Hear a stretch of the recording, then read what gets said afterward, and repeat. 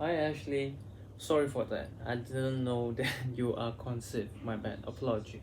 So now it's based on conception. Now that's making sense. That's why I deleted the video. Need to redo it. Okay. Now, uh, the thing now it's I will go through during the throughout your conception. March, it's stable, still stable, but that's one thing we call the subchorionic hematoma, the internal bleed or the hemorrhage inside the not inside the fetus, the placenta, that part between the placenta and your fetus, the connection point there. So that's one thing there, bleeding or something. March, April, but it's still stable. This March, that will mean okay. And then in April, it's a bit dangerous. It's a bit dangerous here for April. It's a bit unstable. That's why I say it's a bit unstable. Let's see if can the doctor help.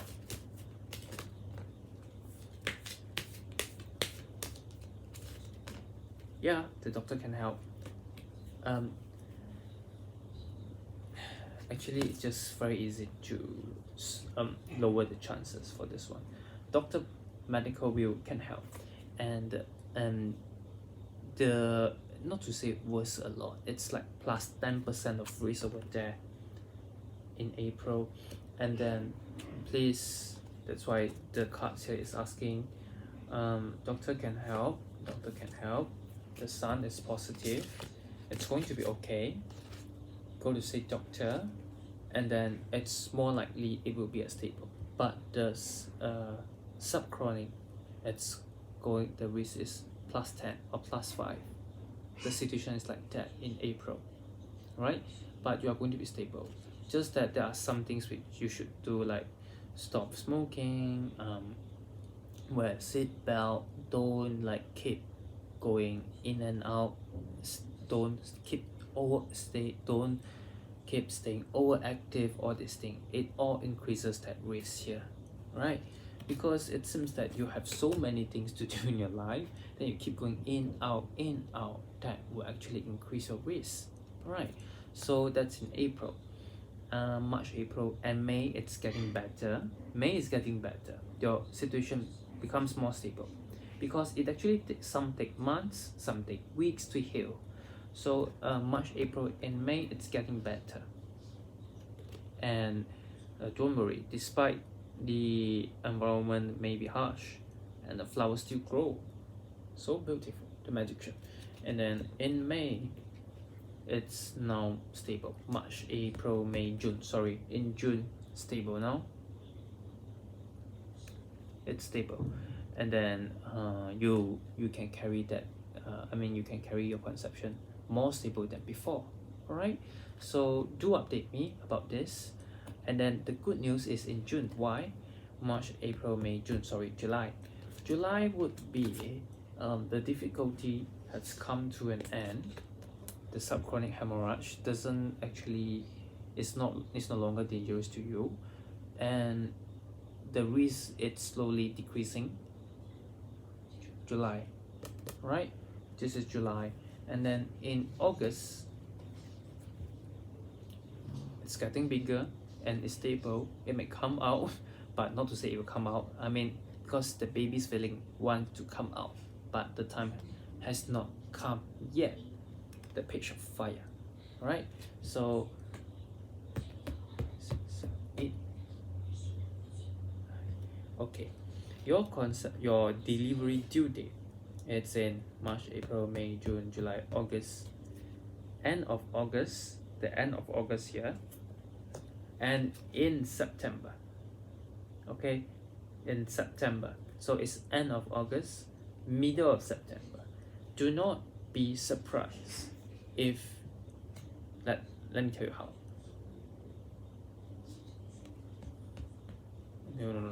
No. Count it wrongly. Let me see.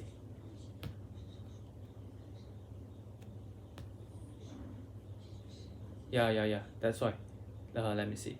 1 2 1 2 3 4 5 6 7 8 9. All right, it's in September.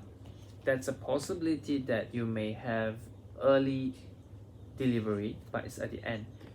That would actually depend on how bad is your situation of the subchorionic hemorrhage. All right, so this subchorionic hemorrhage, if it is serious, that will be the end of August. By judging at the look of it, no, it's not the chance. That's why I keep counting.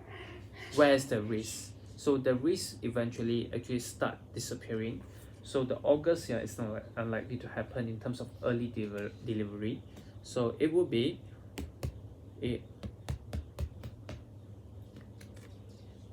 middle end of September and in October, right? Because the situation keeps changing. If the subchorionic hemorrhage is worse, we call it subchorionic hemorrhage in my hospital here. Yes, yours is hematoma, it's the same.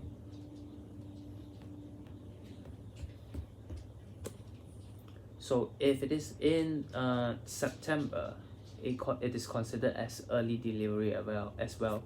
So it's at the very end of September and in the October, right? So these two are the one. So these 2 months, end of September and in the October, right? And then in November, you are going to pay a lot of bills for that, including taking care of your health. So that's the thing. And then in the postnatal, it's going to be upside down. You need time to heal yourself, right? And then in January, you look tired, and it's time for healing, but eventually you still feel happy in the February. So now, the thing is, the subchorionic hematoma / hemorrhage actually sounds more serious than hematoma, but they actually carry the same meaning. I would say the subchorionic hematoma doesn't really pose you a very high risk for your situation because it seems like it's going to heal. So again, to reassure you, the delivery may get earlier. It's at the end of September, very end, and then it's in October for the delivery. Alright, because if this early delivery, that would mean the subchorionic hematoma it's serious enough to cause for the early conception, early delivery. Alright, so let's see. The is it a boy or a girl?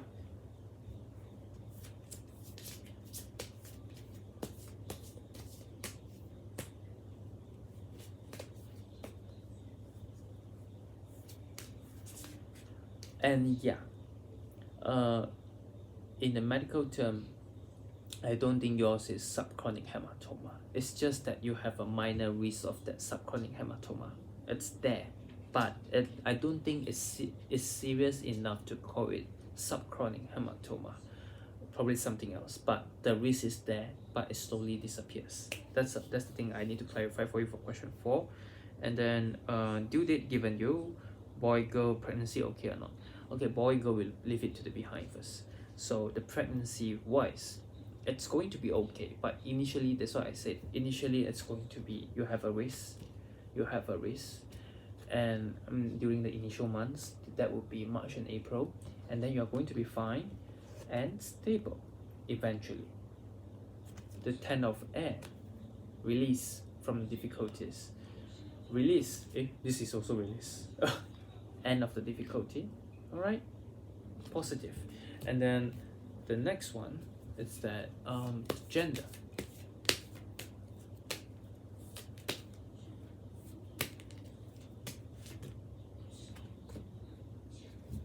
Good news coming. So positive conception, positive delivery.